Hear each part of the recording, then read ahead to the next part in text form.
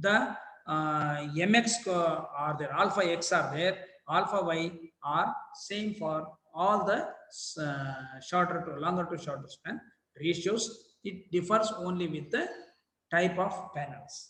This is table number 27. It is corners are not lifted keys. Now, see how the criteria, design criteria is done. Means what IS 456 says for these two-way slabs.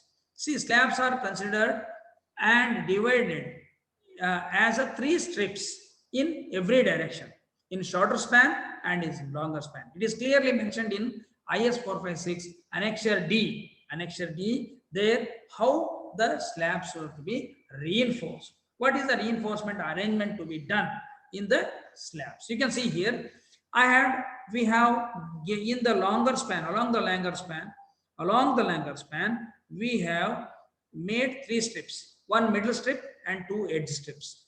One middle strip is consisting of 3/4 of the span. Means if it is along LY, 3/4 of LY is the middle strip, and 1/4 of the LY, remaining LY, is distributed in 2 either edges.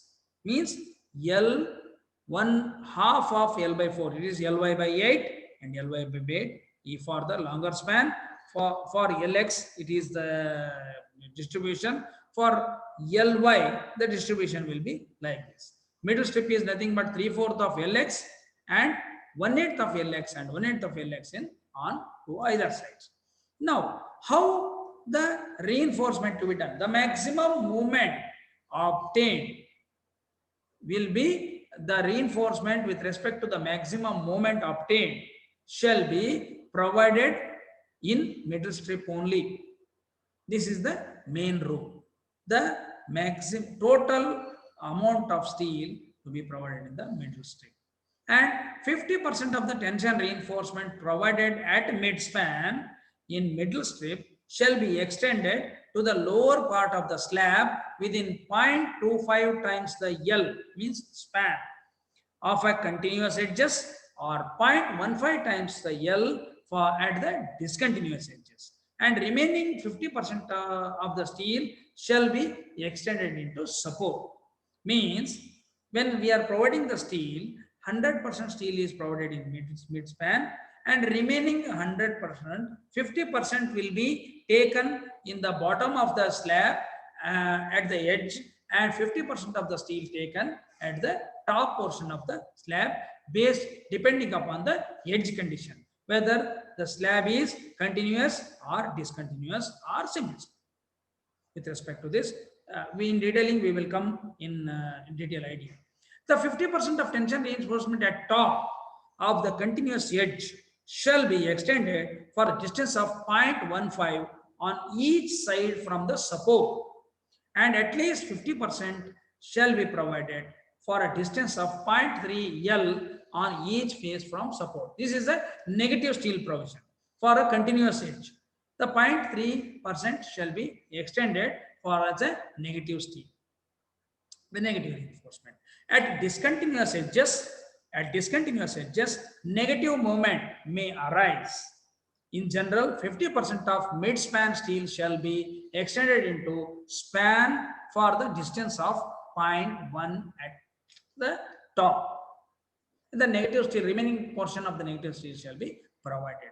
Minimum steel can be provided in the edge strip. Edge strip, minimum required steel as per the criteria, it is 0.15% of cross section area for mild steel, 0.12% of cross section of area of HYST bars shall be provided. Tension steel shall be provided at the corner in the form of grid in 2 directions. Means 2 directions at the top and bottom of the slab, where slab is discontinuous at both edges. Means it is a corner restraint. This area of steel in each layer in each direction shall be equal to 3/4 of the area of the required AST for maximum midspan movement. 3/4 of the area of the maximum midspan moment steel shall be provided as a corner reinforcement in every layer as two direction in bottom layer, two direction in top layer. This is corner reinforcement. This is corner reinforcement.